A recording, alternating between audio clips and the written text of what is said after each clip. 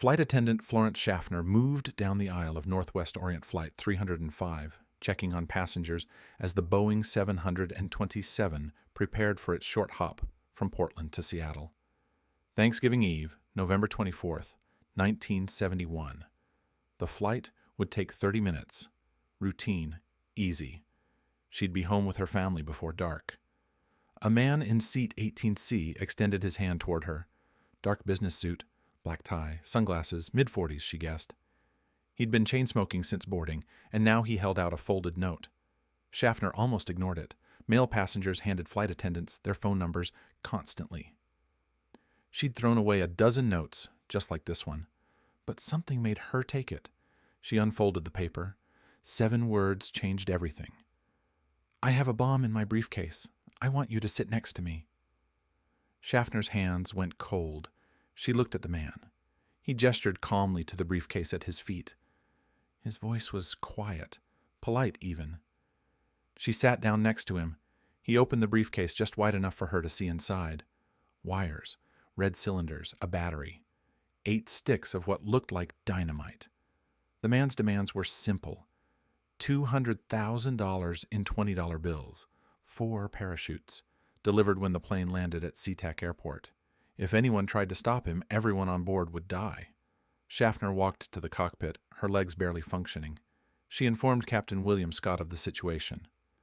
The captain radioed ground control. Within minutes, police, FBI agents, and airline executives gathered at SeaTac, scrambling to assemble the ransom. Meanwhile, Flight 305 couldn't land yet. The money wasn't ready. So the pilots flew in wide circles above Seattle, burning fuel, stalling for time. Passengers wondered about the delay. The crew told them a minor mechanical issue required extra fuel burn before landing. Nothing serious, just a precaution. The passengers accepted the explanation. They read magazines, they dozed. They had no idea a man in row 18 held their lives in his briefcase. 3.5 hours passed, the longest 30-minute flight in aviation history. Finally, ground control gave clearance to land. The money was ready, the parachutes were ready, the hijackers' demands would be met. The 727 touched down at SeaTac just after 5:30 in the afternoon. A vehicle pulled alongside the aircraft. A man emerged carrying a canvas bag stuffed with cash, 20,000 $20 bills, each one's serial number photographed by FBI agents. Another man carried 4 parachutes, 2 main chutes, 2 reserve chutes, everything the hijacker requested. The man in the business suit inspected the money and the parachutes. Satisfied, he released all 36 passengers. Then he dismissed 2 of the 6 crew members. Only the pilots, 1 flight attendant, and the hijacker remained on board. The plane refueled. The man gave new instructions to the crew. Fly to Mexico, make refueling stops in Reno and Yuma. Fly low and slow, 10,000 feet, wheels down, flaps lowered to 15 degrees, rear stairs down. The crew followed orders. The 727 took off just after 7:30 p.m., heading south through the darkness. Somewhere between Seattle and Reno, flying through a thunderstorm at 200 miles per hour, the man, calling himself Dan Cooper, strapped on one of the parachutes. He secured the canvas bag of money to his body. Then he walked to the rear of the aircraft, lowered the stairs, and jumped into the night. The plane landed in Reno just after 11 p.m. The crew opened the door to the cabin. The hijacker was gone. So was the money. So was one of the parachutes. The only items left behind were some cigarette butts, a strand of hair on the headrest, and a clip-on necktie.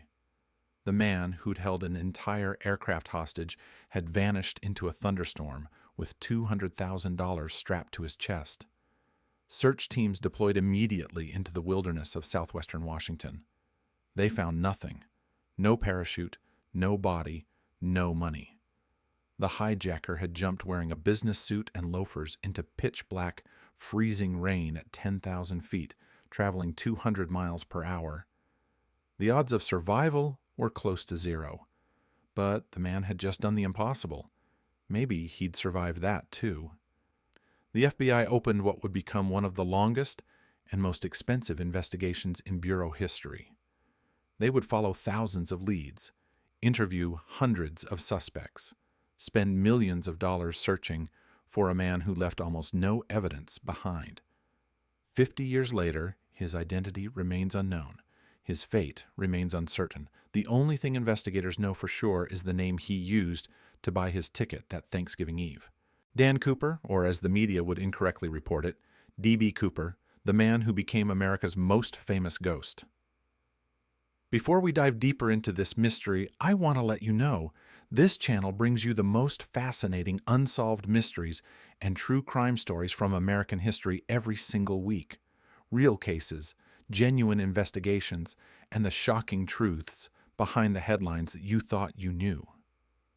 If you're fascinated by cold cases, criminal masterminds, and the darkest chapters of history, hit that subscribe button and turn on notifications. Trust me, what comes next in this investigation is just the beginning, and the revelations about the suspects will change everything you thought you knew about D.B. Cooper. Oh, and real quick, I'd love to know where you're listening from. Drop a comment below with your city and country. It's always amazing to see how far these true crime stories reach. Are you listening from Seattle, Sydney, Sao Paulo? Let me know. Now, back to November 24th, 1971. The man had vanished, but the investigation was just beginning.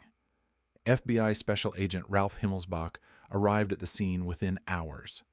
He'd built his career on bank robberies and fugitive cases. This hijacking would consume the next decade of his life. The Bureau immediately established a command center in Seattle. Agents fanned out across southwestern Washington, searching the wilderness where Cooper likely landed. The search area was massive. Dense forest, steep terrain, rivers, and ravines. If Cooper had died on impact, finding his body could take years. If he survived, he could be anywhere. The evidence left on the plane was minimal but telling. Cooper's cigarette butts showed he chain-smoked Raleigh cigarettes. The hair from the headrest was sent for an analysis. The necktie became perhaps the most analyzed piece of clothing in FBI history. But despite weeks of forensic examination, agents couldn't lift a single usable fingerprint from any of the items.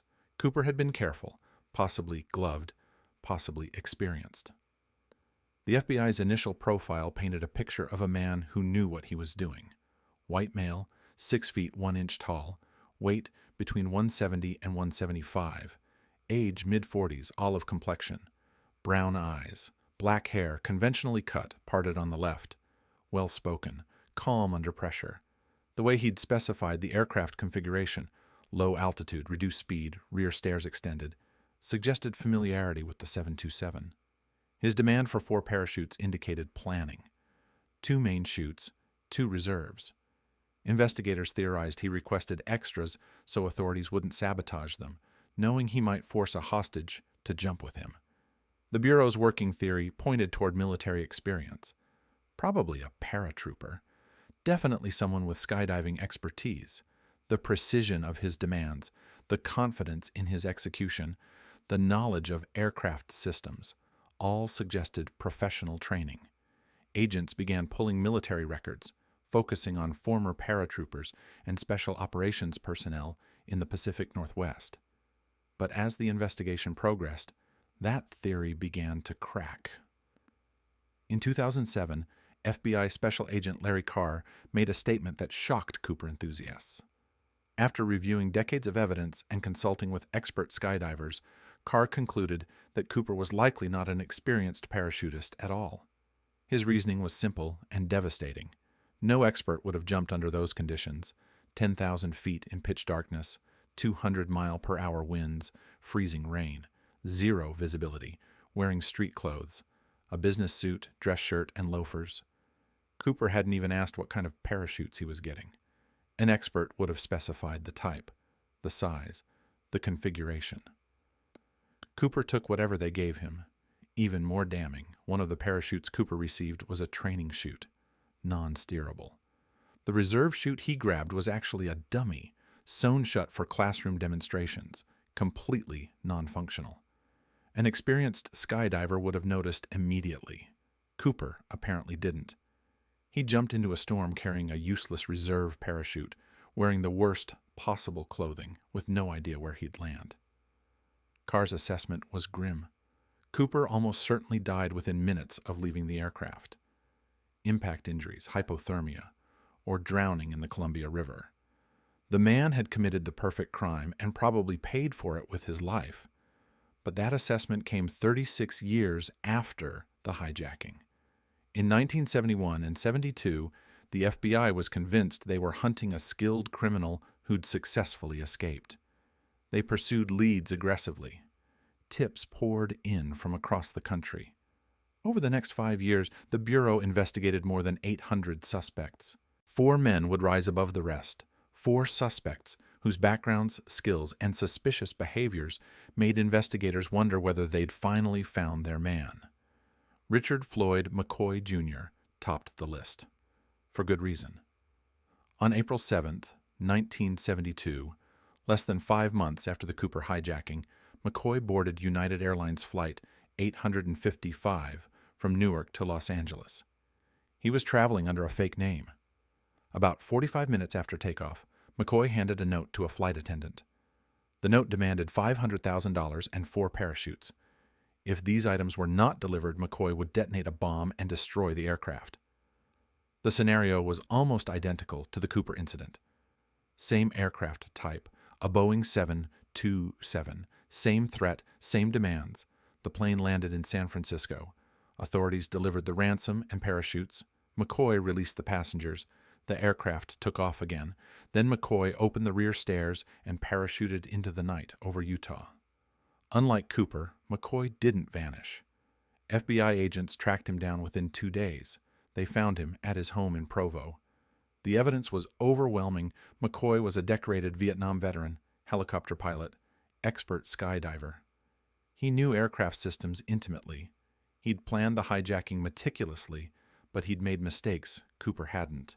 Witnesses identified him. Evidence linked him to the crime. McCoy was arrested, tried, and convicted. The judge sentenced him to 45 years in federal prison. The similarities to the Cooper case were impossible to ignore.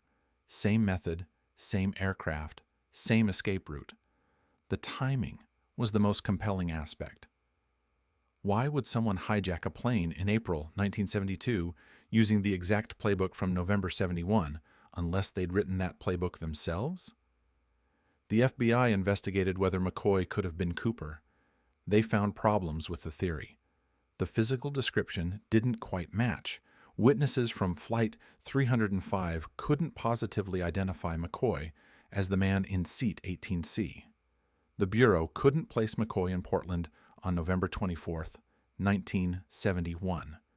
The investigation stalled. McCoy maintained his innocence regarding the Cooper hijacking, though his conviction for the Utah incident was solid. He entered federal prison in Pennsylvania in 1972. The case appeared closed.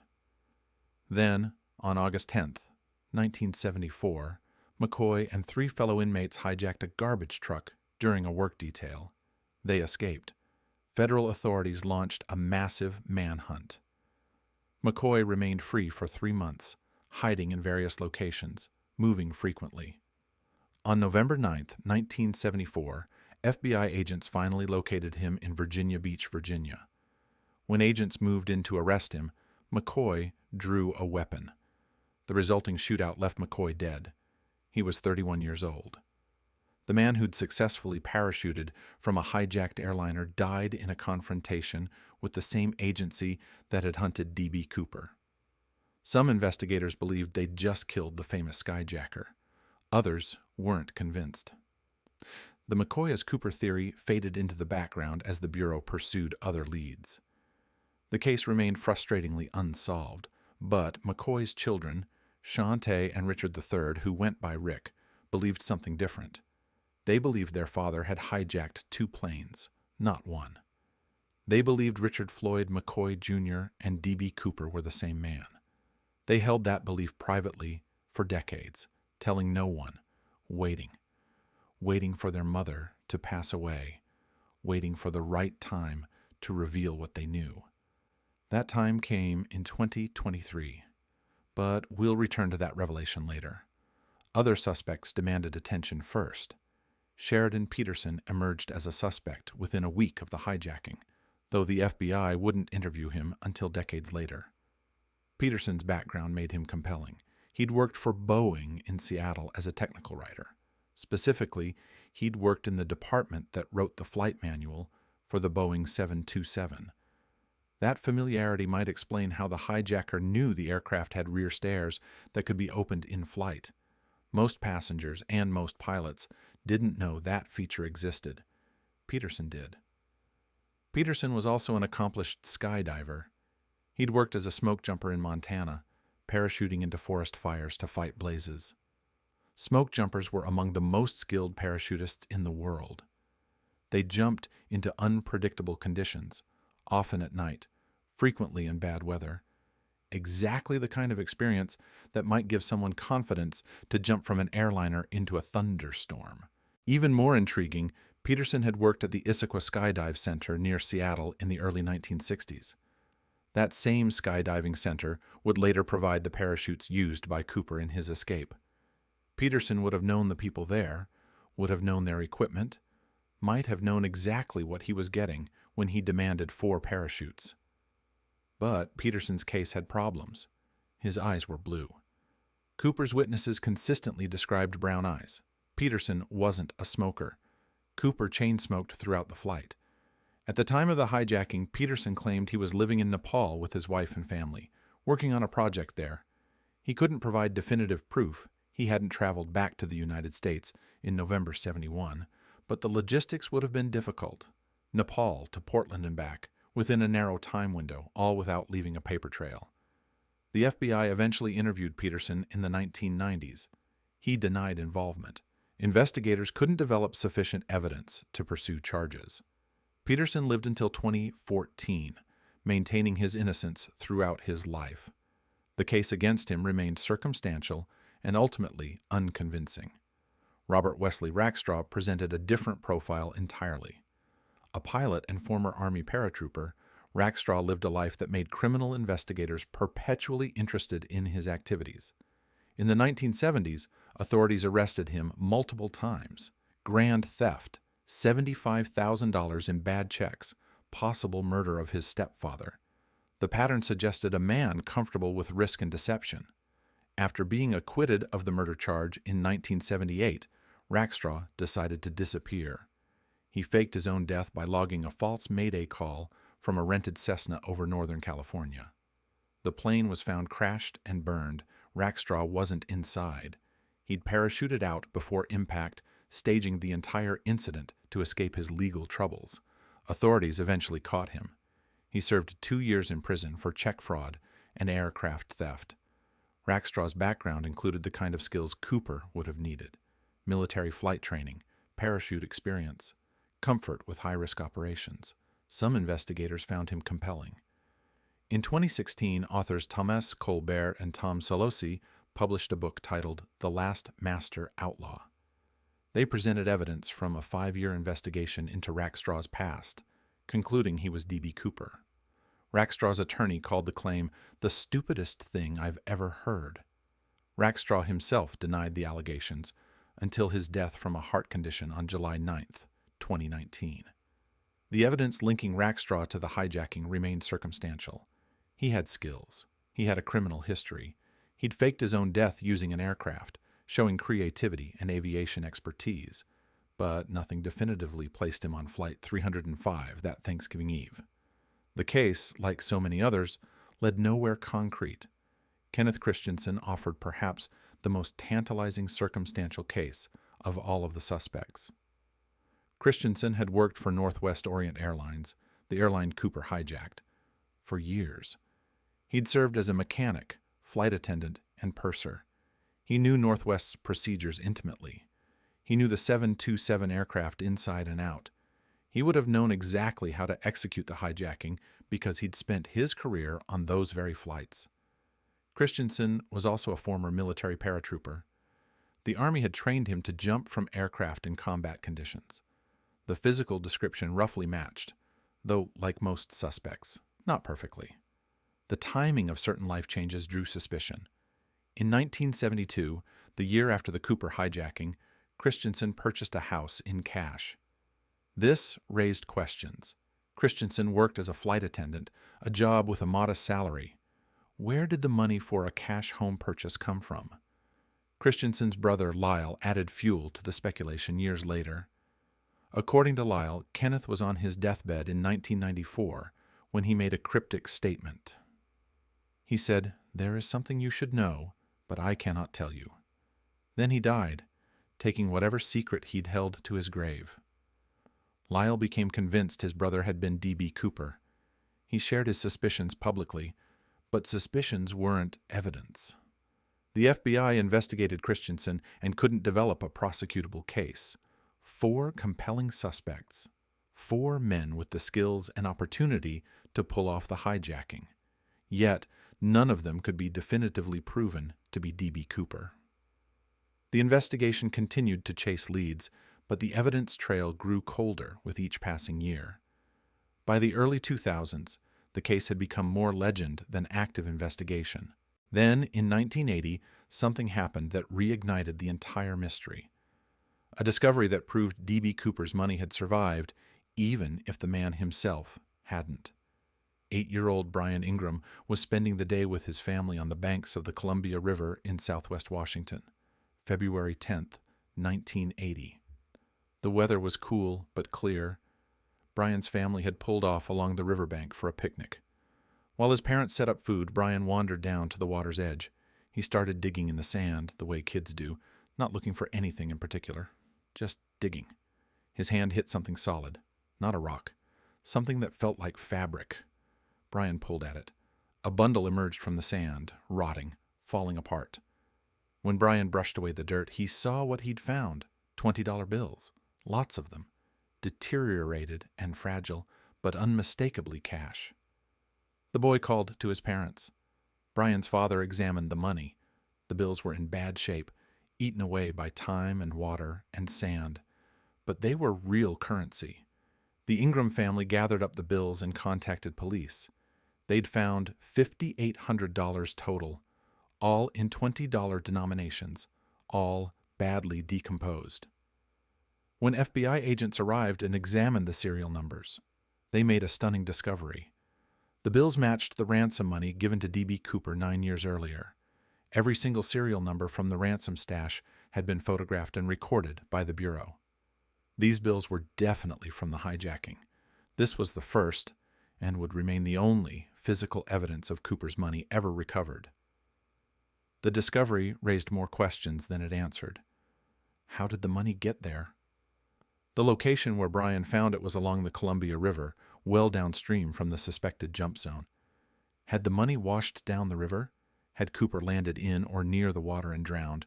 Had he buried the cash near the river and it had washed out during flooding? The bills showed significant deterioration, suggesting they'd been submerged or buried for years. Investigators analyzed the find extensively. Geologists studied the sand and sediment. Hydrologists modeled water flow patterns in the Columbia River. The prevailing theory suggested that Cooper, or at least his money, had ended up in the river. Possibly Cooper had landed in the water and drowned, his body and the cash bag coming apart as the current carried them downstream. Over time, some of the bills washed ashore and became buried in the sand. Then, in February 1980, seasonal flooding or erosion exposed them at the exact spot where a curious 8-year-old happened to be digging. The other possibility was that Cooper had died on land near the river. His body decomposed, wildlife scattered the remains, floods washed some of the money into the water, and it traveled downstream. Either way, the implication was clear. Cooper hadn't successfully escaped with his money. At least some of the ransom had ended up in the Columbia River. If the money was there, Cooper probably was too, or had been. After 9 years, his body would be long gone, consumed by the elements and the ecosystem. The discovery should have marked the end of the Cooper legend, clear evidence the man had died, case closed. Instead, it only deepened the mystery. Where was the rest of the money? Why only $5,800 out of $200,000? Where was the parachute? Where was Cooper's body? The river had given up one small piece of the puzzle, but it kept the rest of its secrets. Brian Ingram became a footnote in the case. In 1986, after the FBI concluded their analysis, the Bureau allowed him to keep $2,760 of the found money. In 2008, Ingram sold 15 of the fragmented bills at auction. They brought in over $37,000. Collectors valued the bills not for their face value, but for their connection to America's greatest aviation mystery. The FBI continued investigating through the 1980s and 90s, but momentum slowed. The initial burst of activity had yielded nothing. The money discovery provided evidence of Cooper's likely fate, but not his identity. Agents pursued leads as they emerged, but the case was no longer a priority. Too many years had passed. Too many resources had been spent. By the 2000s, only a handful of agents still actively worked the Cooper file. In 2007, the FBI made one more push. They assigned Special Agent Larry Carr to review the entire case with fresh eyes. Carr brought new technology to old evidence. He reanalyzed the necktie using advanced forensic techniques. He consulted with modern skydiving experts about the jump conditions. He built computer models of where Cooper might have landed. His conclusion, as mentioned earlier, was stark. Cooper was almost certainly not an expert parachutist. The jump was borderline suicidal. Survival was unlikely. Carr's assessment matched what the money discovery suggested. Cooper had died. The perfect crime had been a death sentence. The investigation was essentially over. In July 2016, the FBI officially closed the D.B. Cooper case. After 45 years, thousands of leads, millions of dollars spent, and 0 arrests, the Bureau was moving on. The case would remain open technically, meaning if compelling evidence emerged, the FBI would examine it, but no agents would be actively investigating. As far as the federal government was concerned, D.B. Cooper was dead, and his identity would remain unknown forever. Most people accepted that conclusion. The case became historical curiosity rather than active mystery. The legend lived on in books and documentaries and internet forums, but serious investigators had moved on. But the McCoy children hadn't moved on. They'd been sitting on a secret for decades, and in 2023, they decided it was time to talk. I have to pause here and ask you something. If D.B. Cooper survived and lived a quiet life somewhere for the next 50 years, should authorities still hunt him down? Or should the statute of limitations on his crime, considering no one was physically hurt, mean he's earned his freedom through time? Is he a criminal who deserves prison? Or has time and mystery turned him into something else, a symbol of rebellion against the system? Drop your answer in the comments below. I'm genuinely curious how you'd navigate that moral question, because it shapes how we think about this entire case. Here's what happened in 2023. Shant and Richard McCoy III had been contacted repeatedly over the years by amateur investigators looking into their father's possible connection to the D.B. Cooper hijacking. One investigator, Dan Greider, had been particularly persistent. Greider was a pilot and skydiving expert who'd spent years researching the Cooper case. He believed Richard McCoy Jr. was Cooper. He'd tried for years to get the McCoy children to talk to him. They'd always refused. Then, in 2023, their mother passed away, and the McCoy children finally decided to reach out to Greider. What they told him was extraordinary. According to Shant and Rick, items from the Cooper hijacking had been stored in a shed on their family's North Carolina property for over 50 years. Their mother had known about the items. She'd never wanted them revealed while she was alive. But she was gone now. The children believed it was time for the truth to come out. Greider traveled to North Carolina to examine what the McCoys wanted to show him. In the storage shed, carefully preserved, was a parachute and harness. Not just any parachute. According to Greider's analysis, this was one of the parachutes provided to D.B. Cooper on November 24th, 1971. Greider told Cowboy State Daily after examining the rig, "That rig is literally 1 in a billion. The parachute matched the type known to have been given to Cooper. The modifications to the harness were consistent with someone preparing for a high-risk jump. Most significantly, The rig showed wear and damage consistent with use, specifically with use under the extreme conditions of the Cooper jump. But the parachute wasn't the only item. The McCoy children also presented a logbook. According to Shant, this logbook placed their father in the area of the hijacking on November 24, 1971. The family had never revealed the logbook's existence to authorities. If authentic, it was potentially the smoking gun that could finally identify Cooper. The McCoy children contacted the FBI. Agents examined the items. The Bureau had officially closed the case in 2016, but the possibility of new physical evidence couldn't be ignored. The parachute and logbook were taken into evidence. FBI analysts began studying them. As of the end of 2023, the FBI had not made any public statements about their findings. The investigation into the new evidence was ongoing. But the implications were staggering. If the parachute could be definitively linked to the Cooper hijacking, and if the logbook proved authentic, the 50-year mystery might finally be solved. The question remained, why hadn't the McCoy family come forward earlier? According to Shant and Rick, they'd known about their father's possible involvement for years, but they'd honored their mother's wishes to keep silent. Their mother had died knowing her husband might have been America's most famous hijacker. She'd chosen to protect his memory and protect her children from the media circus that revelation would trigger. Only after her death did the children feel free to tell what they knew. The timing of McCoy's second hijacking in April 1972 now took on new significance. If McCoy had successfully pulled off the Cooper hijacking and escaped with $200,000, why would he do it again just 5 months later? Several theories emerged. Perhaps McCoy hadn't actually survived the Cooper jump with the money intact. Perhaps he'd lost most of the cash in the jump or the landing, and the $5,800 found in 1980 was all that remained. Desperate for money, he tried again. The second attempt was less careful, more rushed. He got caught. Another theory suggested addiction, not to drugs or alcohol, but to the thrill. Some criminals become addicted to the adrenaline of their crimes. McCoy had experienced the ultimate rush, hijacking an airliner, parachuting into the unknown, escaping the FBI. Maybe he couldn't resist doing it again. The second attempt was his downfall. A third possibility was that the first hijacking hadn't been about money at all. McCoy had served in Vietnam. He'd seen combat.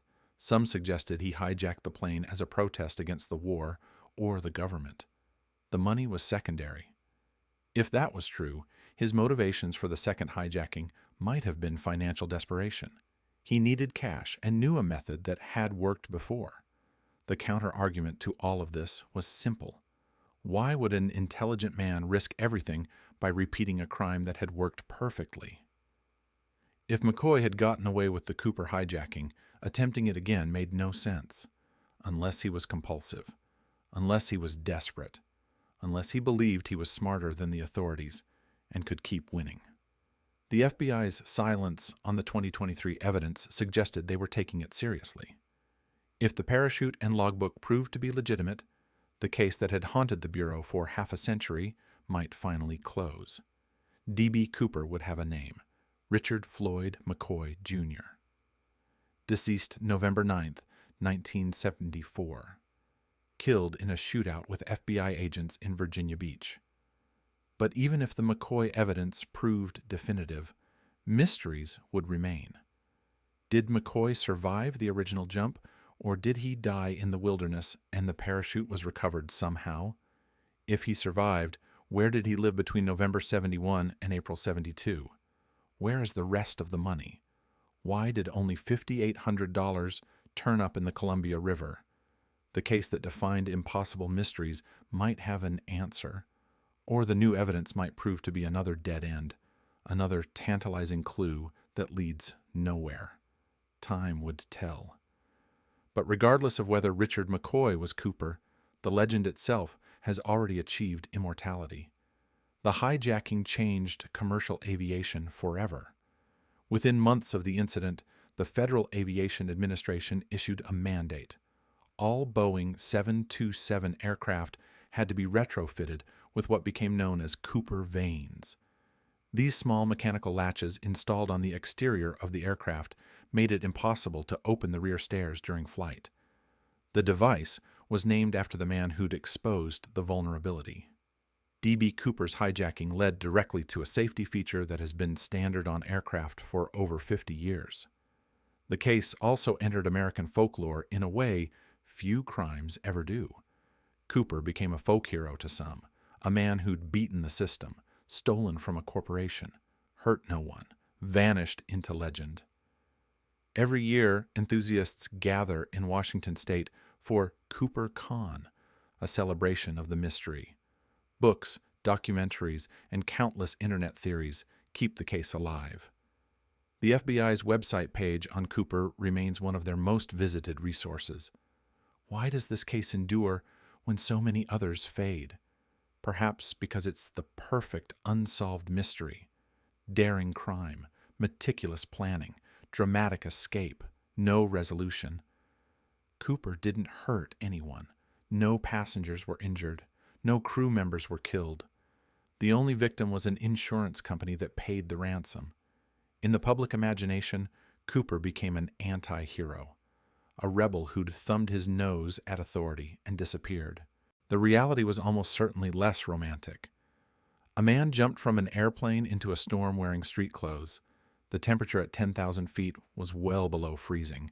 The wind was howling at 200 miles per hour. The rain was blinding. He couldn't see where he was going. He had no plan for landing. He was carrying a dummy reserve parachute that wouldn't open if his main chute failed. Every expert who has analyzed the jump agrees the chances of survival were minimal at best. If Cooper was Richard McCoy, he was a Vietnam veteran with extensive parachute training who still barely survived. If Cooper was someone else with less training, he almost certainly died. The money found in the Columbia River strongly suggests Cooper ended up in the water, drowning, hypothermia, impact injuries. Any of these would have killed him within minutes. His body would have been carried downstream, broken apart by the current, scattered across miles of riverbed. By the time searchers knew to look in the right area, there would have been nothing left to find, so the perfect crime was probably a perfect suicide. The man who became a legend probably died alone and terrified in freezing water, realizing in his last moments that he'd made a catastrophic mistake. That's not the story people want to believe, but it's the story the evidence tells. If you've made it this far, thank you for diving deep into one of America's greatest mysteries with me. This channel is dedicated to bringing you unsolved cases, shocking true crimes, and the hidden stories from American history every single week. If you haven't subscribed yet, hit that button and turn on notifications. Next week, we're investigating the biggest manhunts in U.S. history, cases where the entire nation watched as authorities pursued dangerous fugitives across state lines. You won't want to miss it. But before we finish, I want to hear from you one more time. After everything we've covered, the evidence, the suspects, the theories, what do you think happened to D.B. Cooper? Did he survive? Did he die in the jump? Is Richard McCoy the answer? Drop your final thoughts in the comments below. I read every one, and some of you have incredible insights that add new dimensions to these cases. The D.B. Cooper case represents something fundamental about American mythology. We love the impossible. We love the rebel. We love the mystery that refuses to be solved. Cooper jumped into a storm on Thanksgiving Eve, 1971, and vanished. 53 years later, we're still looking up at that dark sky, wondering where he fell. Whether the 2023 McCoy evidence closes the case or simply adds another chapter, D.B. Cooper has achieved something few criminals ever do. He's become immortal. Not the man himself, whoever he was is almost certainly dead, but the legend, the question, the mystery that refuses to die. Somewhere in the Pacific Northwest, possibly at the bottom of the Columbia River, possibly scattered across miles of wilderness, lies what's left of the man who called himself Dan Cooper. The forest keeps its secrets. The river keeps its secrets. And America's greatest aviation mystery endures, unsolved, endlessly fascinating, forever just out of reach.